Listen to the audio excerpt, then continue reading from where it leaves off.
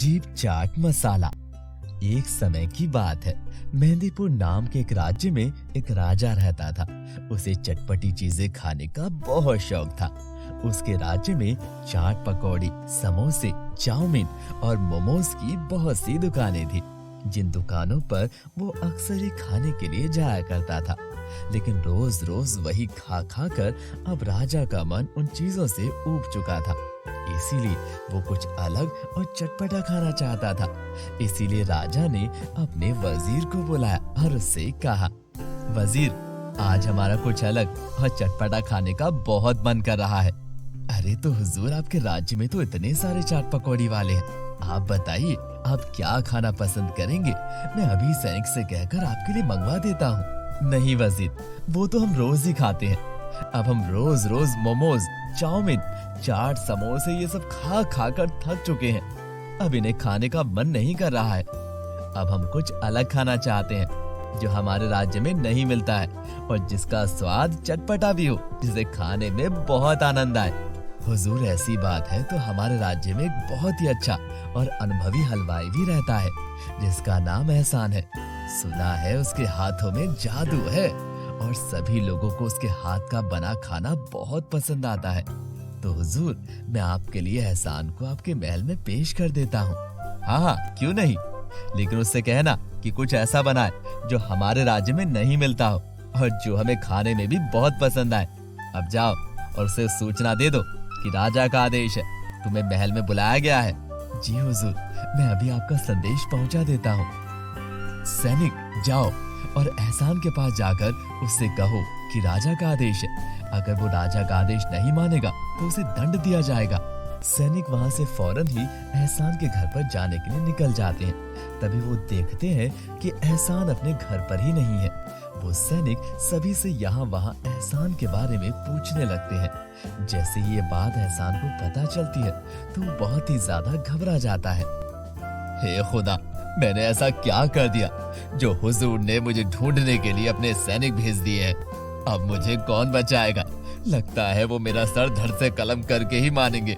या खुदा, बचा ले मुझे। एहसान घबरा कर यहाँ वहाँ अपने आप को छुपाता हुआ फिरता है। कभी यहाँ तो कभी वहाँ अपने आप को छुपाने में वो लगा हुआ था और वहाँ सैनिक उसको ढूंढने में लगे हुए थे। या खुदा, क्या ये मुझे आज बलि चढ़ा के ही मानेंगे क्या? ये तो जाने का नाम ही नहीं ले रहे हैं।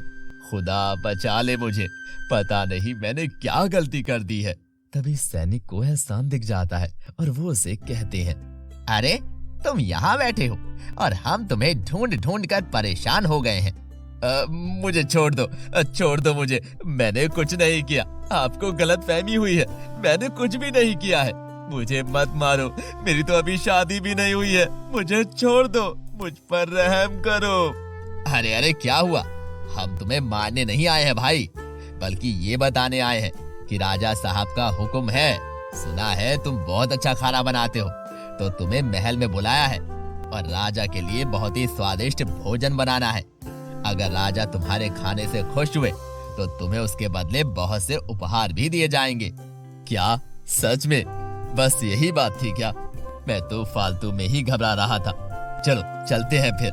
लेकिन सुनो, राजा साहब का कहना है कि खाना कुछ ऐसा होना चाहिए जो उनके राज्य में नहीं मिलता हो, क्योंकि वो अपने राज्य में मिलने वाले चाट पकौड़ियों से तंग आ चुके हैं अब और कुछ नया खाना चाहते हैं।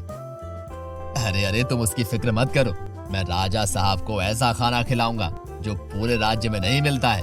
आप निश्चिंत होकर जाइए। अब सभी सैनिक वहाँ से चले जाते हैं और एहसान खुश हो जाता है कि अब उसे राजा की तरफ से बहुत सारे उपहार जल्दी ही मिलने वाले थे। लेकिन सैनिकों और एहसान के बीच हुई बात को एहसान का भाई अंसारी भी सुन लेता है और वो भी अब अपनी अलग खिचड़ी पकाने लगता है। एहसान खुश होकर अपने घर जाता है और सोचता है कि राजा साहब के लिए वो ऐसा क्या बनाए जो राजा साहब बहुत खुश हो जाएं। मैं राजा के लिए क्या बनाऊं ऐसा जो राज्य में नहीं मिलता? हाँ, पता चल गया। एक बार जब मैं दिल्ली गया था तो वहाँ पर मैंने छोले कुलचे खाए थे और वो खाने में बड़े ही स्वादिष्ट थे। राजा साहब को भी वो बहुत पसंद आएंगे, क्योंकि उन्हें तो वैसे भी चटपटा बहुत पसंद है। हाँ, ये सही है, अब मैं यही बनाता हूँ। ऐसा कहकर वो छोले कुलचे बनाना शुरू कर देता है। पहले वो छोले के लिए मसाला बनाता है। ये चटपटा मसाला अगर राजा ने खा लिया ना तो अपने गले का हार ही मुझे दे देगा। अरे मेरा मसाला ही ऐसा है, अब तो मुझसे सब्र नहीं हो रहा है, कब राजा मुझे सारे उफाड़ देगा। बाहर खड़ा उसका भाई अंसारी अपने भाई को खिड़की से देख रहा था।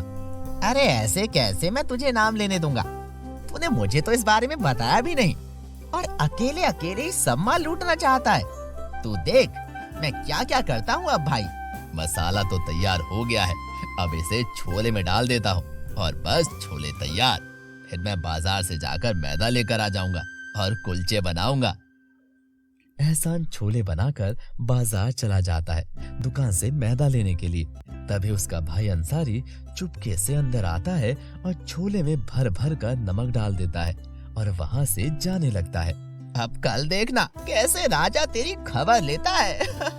एहसान बाजार से आता है और फिर से अपने बनाए छोले की खुशबू को सूंघ के कहता है, अरे वाह, खुशबू तो बहुत अच्छी आ रही है।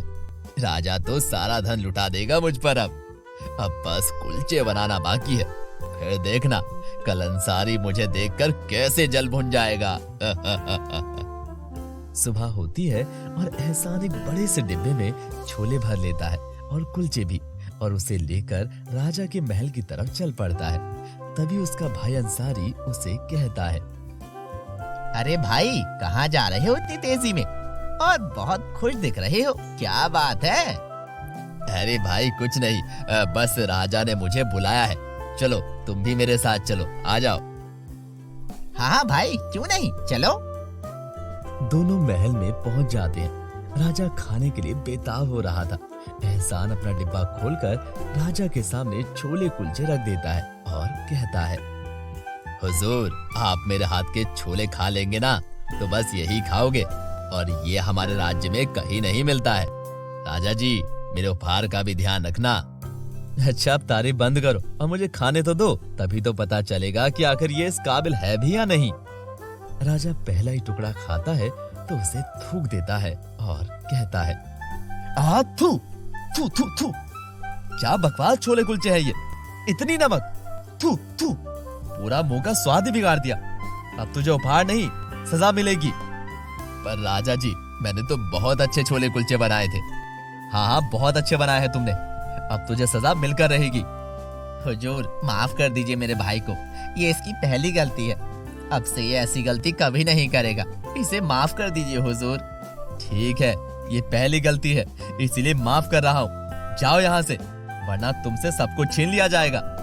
राजा की बात सुनकर एहसान तुरंत भाग जाता है और अंसारी अपने मन में कहता है, क्यों भाई, मिल गया ना लालच का फल तुम्हें। दोस्तों तो कैसी लगी आपको हमारी ये कहानी, कमेंट करके जरूर बताइएगा और हमारे चैनल को सब्सक्राइब करना और बेल आइकन को प्रेस करना बिल्कुल मत भूलिएगा।